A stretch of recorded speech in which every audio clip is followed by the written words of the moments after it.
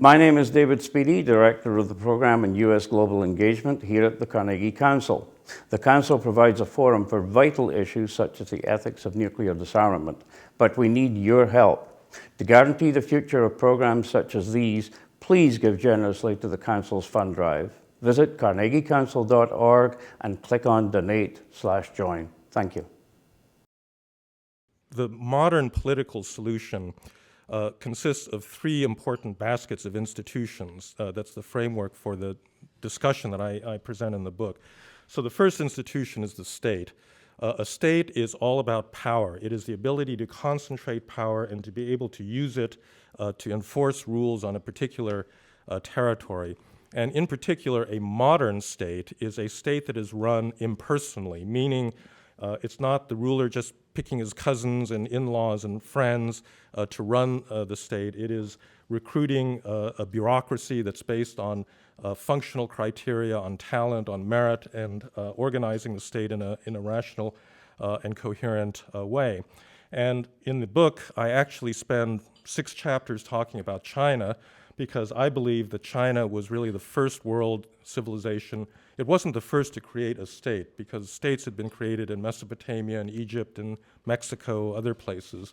But it was really the first to create a modern state in the sense of having impersonal recruitment, a very well-developed bureaucracy to be able to centrally manage a huge empire. And they did this in the 3rd century BC, and I don't think that they've ever gotten adequate credit for actually having achieved that degree of modernity at that early a point. And this actually saves me, I think, from a kind of Eurocentric narrative that's typical in Western accounts of modernization, going all the way back to Karl Marx and Max Weber and some of these early modernization theorists who regarded England and Western Europe as the paradigm for modernization, and that every country in the world would eventually follow the path that a country like England followed. For reasons that I'll make clear, I don't think that's a good model, because England in particular is a very peculiar country, and there's some very odd features of its process to get to the modern world that I don't think we would expect many other developing countries to follow. So instead of saying, well, the model is England, why are other countries different from that? I began by saying, well, here's China. They developed the first modern state. Why are other countries different from China? Why did they diverge? All right, so the state is one institution. The second set of institutions have to do with the rule of law. So the rule of law, as I define it in the book, is a set of rules of justice that reflect the norms of a particular society or community, but they have to be seen as superior to the will of the present government if it is to truly be the rule of law.